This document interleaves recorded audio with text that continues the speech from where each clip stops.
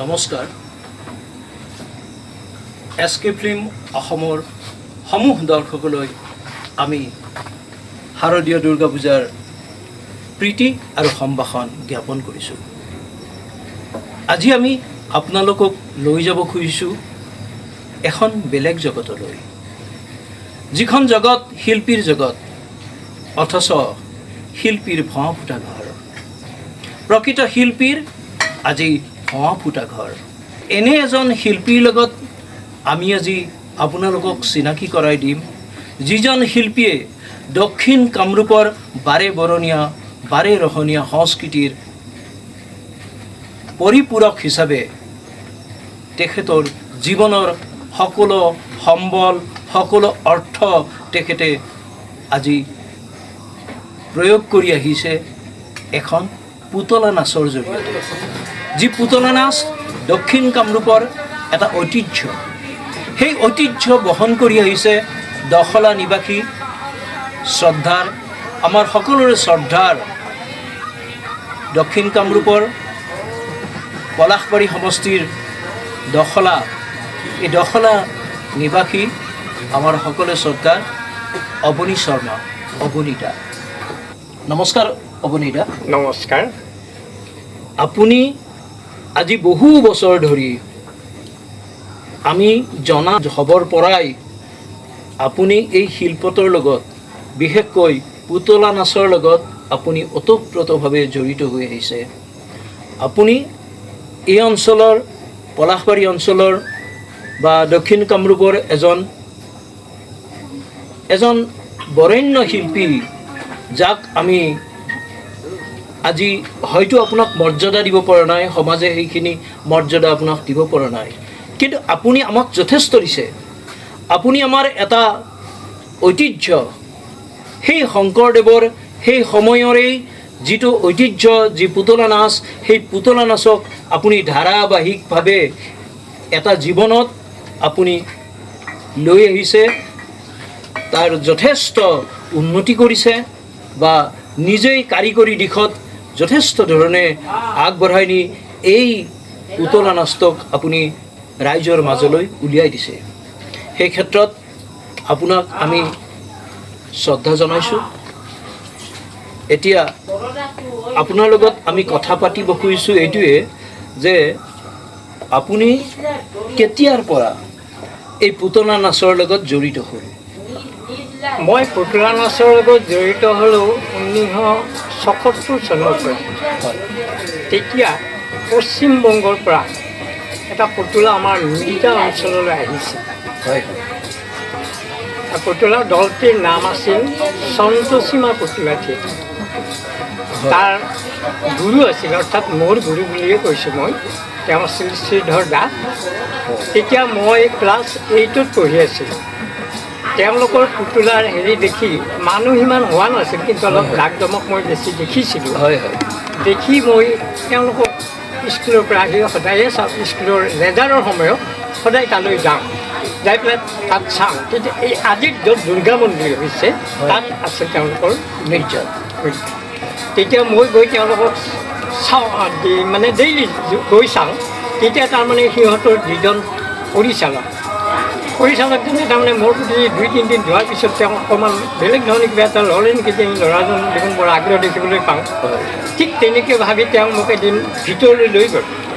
এই ভাইটি পিনে আহাচোন, তোমাক আজি 2-3 দিনমানৰ পৰা ইয়াত দেখি আছোঁ, তুমি ক'ত থাকা? মই বোলো মই বিভিন্ন অঞ্চলত দখলা কামত। তুমি গান চান গাব পাৰা নেকি? মই গান চান গাওঁ। অঁ, মই জানিছোঁ তুমি ইয়াত আহা হেৰিতে গম পাইছোঁ যে তুমি নিশ্চয় গান চান গোৱা। আচ্ছা, আমাৰ বৰ ভাল লাগিল।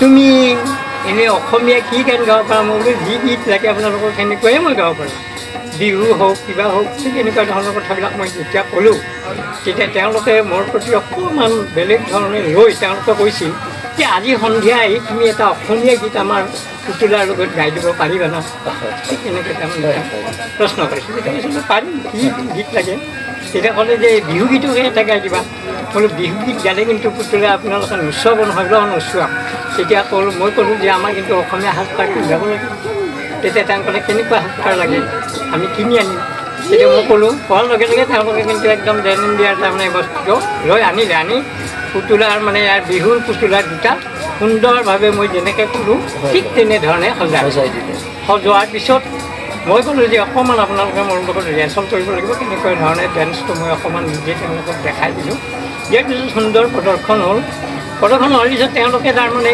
এটা এনাউন্স দিলে কি আজি অসমীয়া বিহু ডেন্স আমাৰ ইয়াত দিয়া হৈছে বিহু ডেন্স যেতিয়া দিয়া বুলি ক'লে তেতিয়া অকণমান আনদিনাতকৈ দৰ্শক অকণমান বেছি পুতলাই আজি বিহু ঠিক তেনেকৈ সিদিনা অকণমান দৰ্শক তেওঁলোকে বেছি পাই ক'লে যে বৰ ভাল লাগে তোমাৰ হেৰি যে তুমি আমাক এখন নাটকীয় কিবা এটা দৃশ্য দেখুৱাব নোৱাৰা মানে পাৰিম আপোনালোক কি লাগে তেতিয়া আৰু মই আমাৰ নৰমোহন গোস্বামী ছাৰৰ লগত হেৰি কৰি থাকোঁ তেওঁৰ পাৰ্টি তেওঁলোকে ক'লে যে কি নাটক লাগে যে দেউলা পাৰা পাৰোঁ সাবিত্ৰী উৎসৱত পাৰোঁ গতিকে হৰিচন্দ্ৰ পাৰোঁ গতিকেবিলাক যেতিয়া পাৰোঁ বুলি ক'লে তেওঁলোকে ক'লে বেউলা নাটকখন অহাকালি তেতিয়াহ'লে আমি এনাউন্স কৰি দিম তুমি কিন্তু আমাক অলপ ৰিহাৰ্চেল কৰাই দিনৰ বাহিৰত ৰিহাৰ্চেল কৰিম আমি ৰাতিপুৱাৰ পৰা ৰিহাৰ্চেলখিনি কৰি তোমাৰ লগত বেউলা নাটকখন আমি কৰি যাওঁ ঠিক আছে তেওঁলোকে ভিডিঅ' তাৰমানে বঙালী কিন্তু অসমীয়া বুজি পায় ঠিক তেনেকৈ তাৰমানে তেওঁলোকে কৰিলে অকণমান মই ৰিহাৰ্চেল কৰাই দিলোঁ আমাৰ অসমীয়াৰ লগত সামঞ্জস্য ৰাখি তেওঁলোকক দি দিলোঁ তেতিয়া তাৰমানে তেওঁলোকে খুব ভাল পায় মোৰ প্ৰতি এটা বেলেগ ধৰণৰ আকৰ্ষিত হৈ মোৰ ঘৰত আহিল এইবিলাক মোৰ দেউতাক ক'লে যে আপোনাৰ ল'ৰাটো আমাক 1 বছৰমান দিয়কচোন সেই প্ৰথম যি পুতলা নাচত আপুনি লগ হ'ল তাৰপিছত আজিলৈ সেই পুতলা নাচ আপুনি এৰি দিয়া নাই এৰি দিয়া এইটো এটা সাংঘাতিক কথা বিশেষকৈ দক্ষিণ কামৰূপ যাত্ৰা পাৰ্টিৰ কাৰণে বিশেষ নাম আছে দক্ষিণ কামৰূপৰ আৰু এই যাত্ৰা পাৰ্টিৰ লগতে যাত্ৰা নাট্য পাৰ্টিৰ লগতে আপুনি পুতলা নাচক সংযোজন কৰি দক্ষিণ কামৰূপক এক বিশেষ মাত্ৰা প্ৰদান কৰিবলৈ আপুনি অহোপুৰুষাৰ্থ চেষ্টা কৰিছে এই যে পুতলা নাচৰ লগত জড়িত হ'ল আপুনি যে ফিৰি আহি সেই পুতলা দলটোৰ পৰা ফিৰি আহি আকৌ আপুনি ইয়াতে যি পুতলা নাচৰ আহিলা গোটাই পুতলা সজাই আপুনি পুতলা নাচ এখন আৰম্ভ কৰি দিলে এই ক্ষেত্ৰত আপোনাৰ পৰিয়ালে আপোনাক নিশ্চয় বিশেষ ধৰণে বৰঙণি আগবঢ়াইছে নিশ্চয় গতিকে সেই সংক্ৰান্তে আপুনি অকণমান আমাক কৈ দিয়ক মই এই ক্ষেত্ৰত যথেষ্ট পৰিমাণে মই দেউতাৰ পৰাই মানে অৰিহণা পাইছিলোঁ তাৰপিছত মোৰ পৰিবাৰ একমাত্ৰ তাৰমানে খুব জড়িত আৰু মোৰ লগত মই যেন পুতলা বাদ দিব খুজিলে পৰিবাৰে কয় কি নহয় পুতলা গাবই লাগিব এই এটা তেওঁৰ হেৰি গতিকে মাও এই ক্ষেত্ৰত মোক আগ্ৰহী মাও ক'লে কওঁ মা দিছোন অলপমান পইচা তৎক্ষণাত দি দিয়ে তাৰমানে মোৰ পৰিয়ালটো গোটেই যেন পুতলাৰ প্ৰতি অকণমান আগ্ৰহী হৈ উঠিছে আগ্ৰহী হোৱাৰ কাৰণ হ'ল কি আজি 48 বছৰ পাৰ হৈ গ'ল যিটো বস্তু 48 বছৰ মই জীয়াই ৰাখিছোঁ গতিকে আমাৰ ঘৰখনত গোটেই বিভিন্ন ধৰণৰ মানুহ আহে একদম ইংলেণ্ডৰ মানুহ আহে কেতিয়াবা ৰাছিয়াৰ মানুহ আহে মোৰ ইয়ালৈ বিভিন্ন ধৰণৰ মানুহ আহে গতিকে পৰিয়ালে গোটেই বুজি পায় যে এইটোৰ ফলতে দেখোন আমাক দেশ বিদেশে জানে আমাৰ পৰিয়ালটোক সেইকাৰণে আমাৰ পৰিয়ালটোক এই বস্তুটো আমি জীয়াই ৰাখিবৰ কাৰণে নিশ্চয় চেষ্টা কৰিব লাগিব বুলি মোৰ পৰিয়ালৰ আটাই তাৰমানে যথেষ্ট অৰিহণা এতিয়া আপুনি জীৱনৰ গোটেই সৰ্বস্ব প্ৰয়োগ কৰি এই পুতলা নাচক ধৰি ৰাখিছে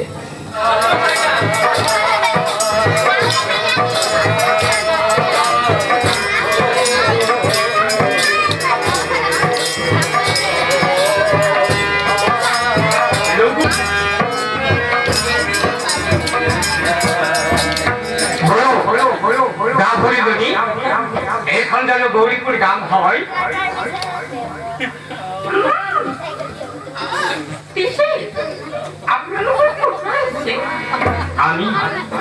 আমি উজনি দেখুন পাই শুনিবলৈ পাইছে গৌৰীপুৰ গাঁৱত হেনো হাতী ধৰিবলৈ পোৱা যায় আমি হাতী চিকাৰ কৰিবলৈ আহিছোঁ ইংলেণ্ডৰ পৰা মানুহ আহিছে ৰাছিয়াৰ পৰা মানুহ আহিছে কিন্তু অসমৰ এইখন দেশৰ মানুহে হয়তো আপোনাৰ খবৰ লোৱা নাই বা নিশ্চয় খবৰ কৰা নাই। খবৰ কৰা নাই, কৰিছে হয়, আজিলৈ হয়তো আপুনি শিল্পী পেঞ্চনটোকে পোৱা নাই। পোৱা নাই। হয়, এইটো বৰ পৰিতাপৰ বিষয় যে যিজন মানুহক শিল্পী পেঞ্চন দিয়াৰ প্ৰয়োজন আছিল সেইজন মানুহক আজি শিল্পী পেঞ্চন দিয়া হোৱা নাই। অথচ এনেকুৱা মানুহে আজি শিল্পী পেঞ্চন পাইছে যি আপোনাতকৈ বহুত তলৰ খাপৰ মানুহ। পাইছে। আপুনি এটা সংস্কৃতিক ধৰি ৰাখিছে, এটা শিল্পক ধৰি ৰাখিছে, বিভিন্ন অনুষ্ঠানত আপোনাক সম্বৰ্ধনা জনাইছে, আপোনাক মাতি নি ফুলাম গামোচা দিছে, কিন্তু শিল্পীৰো যে পেটত ভোক আছে, শিল্পীৰো যে খাদ্যৰ প্ৰয়োজন, শিল্পীৰো যে এখন থাকিবলৈ ঘৰ লাগে, এই কথা হয়তো আমি ভাবিব পৰা নাই যে শিল্পীৰ কেনেকুৱা ঘৰ, শিল্পীৰ আজি এনেকুৱাই ঘৰ। প্ৰকৃতাৰ্থত যি শিল্পী হয়তো যিয়ে আজি শিল্প চৰ্চা কৰি আহিছে, প্ৰকৃতভাৱে শিল্প আৰাধনা বা সাধনা কৰি আছে, তেওঁলোকে আজি টকা ঘটাৰ কথা ভাবিব পৰা নাই। এনে ক্ষেত্ৰত আপোনাৰ মনৰ প্ৰতিক্ৰিয়া কেনে, আপুনি অকণমান আমাক কৈ দিয়ক। মোৰ মনৰ প্ৰতিক্ৰিয়া হ'ল, আমি শিল্পী হিচাপে আমি এটা শিল্পক ধৰি ৰাখি শিল্পটো জীয়াই ৰাখিব বিচাৰোঁ। হয়, আমাৰ একমাত্ৰ উদ্দেশ্য হ'ল শিল্পটো জীয়াই থাকক। যেনে ঢুলীয়া এজনে ঢোল বজায়, সেই ঢোলটোনো কাৰ হাতত দি যাব হয়, চেষ্টা কৰে, চেষ্টা কৰে। সি পইচাৰ কথাটো চিন্তা হয়, নকৰে। হয়, হয়, হয়। পাৰিলে যে ল'ৰাজনক ক'ব তই ঢোলটো বজাবলৈ শিকই। হয়, আমিও ঠিক তেনেকৈ পুতলাৰ এই কৃষ্টিটো ভৱিষ্যত প্ৰজন্মক দিবৰ কাৰণে এৰি অহা বাটেদি, আপুনি এৰি অহা বাটটোৱেদি যাতে ভৱিষ্যত পাৰে। প্ৰজন্ম গৈ থাকিব পাৰে, সেইটো কাৰণে চেষ্টা কৰে। হয় হয়, সেইটো প্ৰকৃত শিল্পীৰ এটা জন্মৰ যিটো বেদনা বা জন্ম দিয়াৰ সূতা, এই সূতাটো এজন প্ৰকৃত শিল্পীৰ থাকেই নিশ্চয়। হয়, নিশ্চয় থাকে। কিন্তু আমাৰ কথা হ'ল কি, আজি আমাৰ অসম চৰকাৰৰ ক্ষেত্ৰতে মই গৈছোঁ, অসম চৰকাৰে হয়তো আমাৰ দৰে শিল্পীবোৰক শিল্পী বুলি নাভাবে। হয় হয় হয়, আমি শিল্পী নহয়। হয়, এতিয়া হিন্দী গান যদি ভাল গাইছে, ডিস্কো ডেন্স যদি ভালকৈ দিছে, তেওঁলোকে সেই তাৰমানে প্ৰাধান্যটো পাইছে, হয়। কিন্তু আমি পোৱা নাই। কিন্তু আমি আচলতে প্ৰাপ্য। কাৰণ কিয় প্ৰাপ্য? আজি যদি অসমৰ পৰা ঢুলীয়া গুচি যায়, ওজাপালি নাইকিয়া হৈ যায়, কালীয়া নাইকিয়া হৈ যায়, বিহু নাইকিয়া হৈ যায়, হয়, অসমৰ গামোচা নাইকিয়া হৈ যায়, তেতিয়াহ'লে অসমীয়া বুলি পৰিচয় দিবা ক'ত? আমাৰ পৰিচয় হেৰাই যাব। পৰিচয় হেৰাই যাব।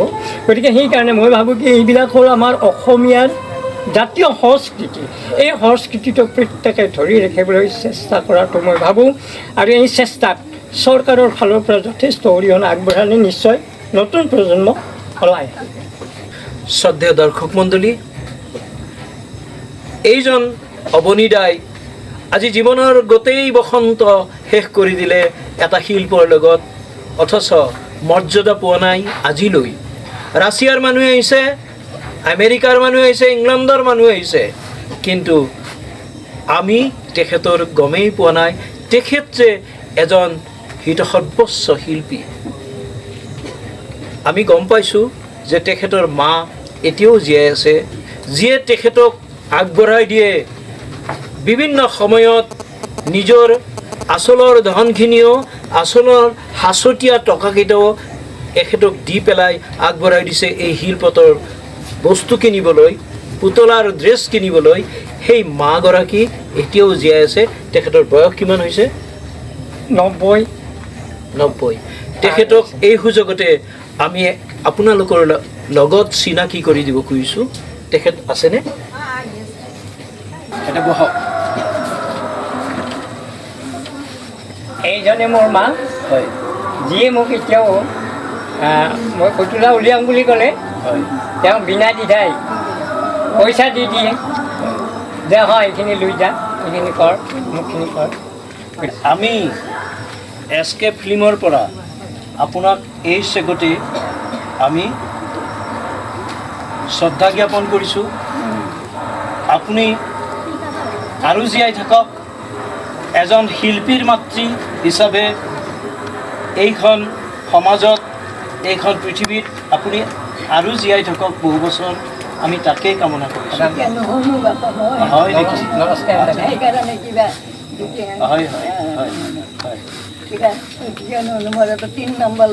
হয়, তেখেত 3 নম্বৰ ল'ৰা সৰু কালৰ পৰাই খালি গান গান গান গানে যেতিয়া মই সহজখনত ট্ৰেইনিঙত পঢ়োঁ তেতিয়া লৈ গৈছিলোঁ সৰু ল'ৰা সিহঁতে গান গায় সিহঁতে প্ৰিন্সিপালে মাতি নি ওপৰত তুলি গান গাইছিল ইমান ধুনীয়া গান গাইছিল যি জোৰে জোৰে প্ৰিন্সিপালে কৈছিল যে এইজন আপোনাৰ শিল্পী ল'ৰা হ'ব সেই আশীৰ্বাদে আজিলৈ এনেকৈ চলি আছে আৰু মই এইখিনিয়ে শিল্পী তৈয়াৰ নহয় শিল্পী জন্ম হয় শিল্পী জন্ম হয় হয়নে শিল্পী তৈয়াৰ নহয় শিল্পী জন্ম হয় গতিকে আপুনি সেই জন্মগত এটা স্বভাৱেৰে এটা শিল্পী সুলভ স্বভাৱেৰে আপুনি পৃথিৱীত হয়তো জন্ম পাইছে গতিকে মোৰ এতিয়া 92 চলি আছে 92 আৰু এইবাৰ 6 পৰা 93 দিব আৰু এনেকৈ চলি আছে চশমা নহকে এখন চাকল দেখো হয় নেকি এতিয়া আমি এই বয়সত চশমা ল'ব লগা হৈছে মই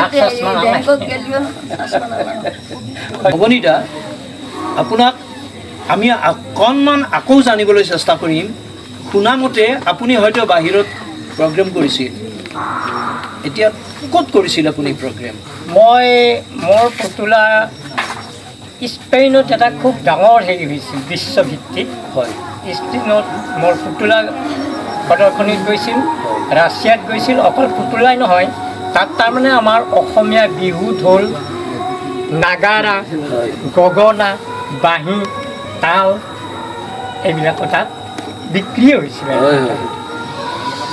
গতিকে আমাৰ এইবিলাক বস্তু অসমীয়া বস্তুবিলাকৰ অসমীয়া বাদ্যযন্ত্ৰৰ খুব আদৰণি বাঢ়ে হয় হয় অত্যন্ত গতিকে স্পেইনত যিজন মানুহে পুতলা নাচ বা পুতলা শিল্প প্ৰদৰ্শন কৰিছিল সেইজন মানুহ আপোনালোকৰ সন্মুখত SK ফিল্মৰ দৰ্শকৰ সন্মুখত আমি আজি উপস্থাপন কৰাই দিছোঁ এতিয়া আমি ভগৱানৰ ওচৰত প্ৰাৰ্থনা জনাইছোঁ বা আল্লাহৰ ওচৰত আমি প্ৰাৰ্থনা জনাইছোঁ যে এখেত অৱনীদা আকৌ বহুদিন জীয়াই থাকক বহুদিন এই দেশত দক্ষিণ কামৰূপৰ শিল্প সংস্কৃতিক উজ্বলাই তোলক আৰু তাৰে কামনাৰে আজি অনুষ্ঠান শেষ কৰিম শ্ৰদ্ধাৰ SK ফিল্ম অসমৰ সমূহ দৰ্শকবৃন্দ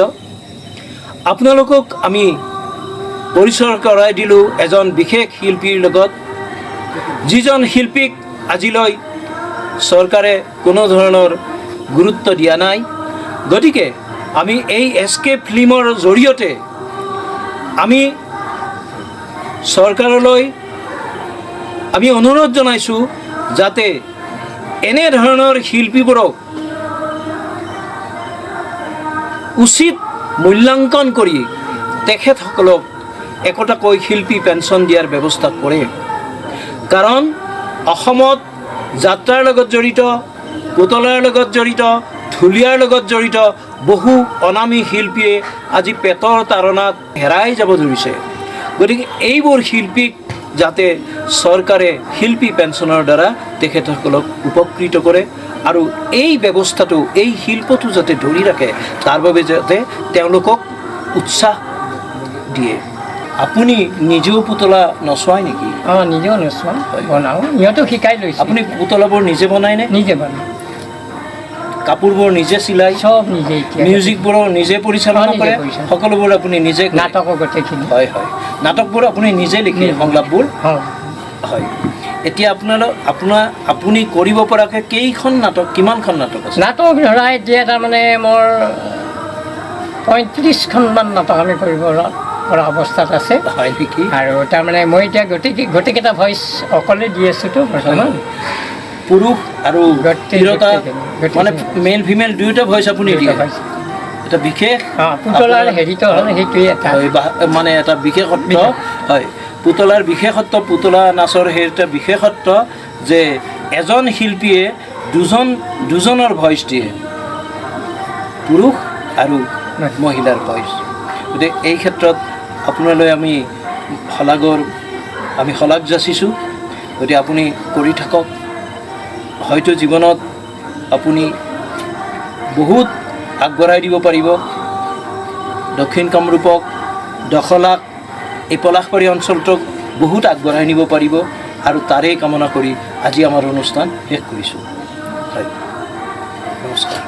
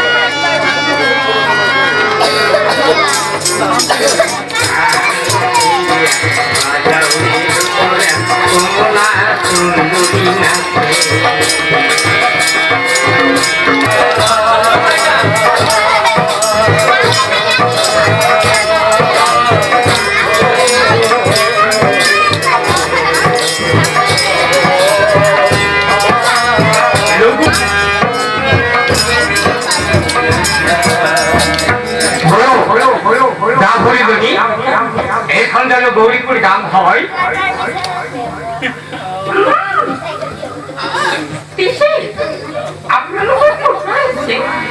আমি আমি উজনি দেখুন পাই শুনিবলৈ পাইছে গৌরীপুর গাঁৱত হেনো হাতী ধৰিবলৈ পোৱা যায়। আমি হাতী চিকাৰ কৰিবলৈ আহিছো।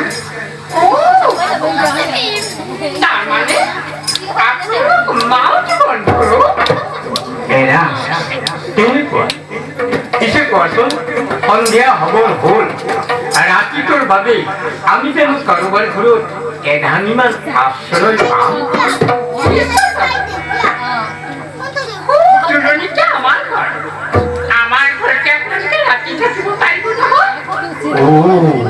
তেনেহলে ভালেই হ'ল।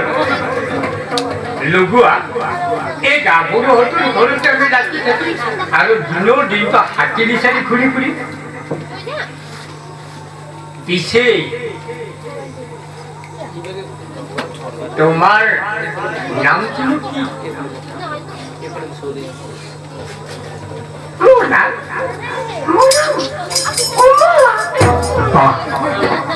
বৰ ধুনীয়া নাম। এনেকুৱা আজিৰ পৰা আমি এই কমলাহাতৰ ঘৰতে ৰাতি থাকি ব'লা ব'লা কমলা, তুমি আমাক তোমালোকৰ ঘৰলৈ লৈ ব'লা।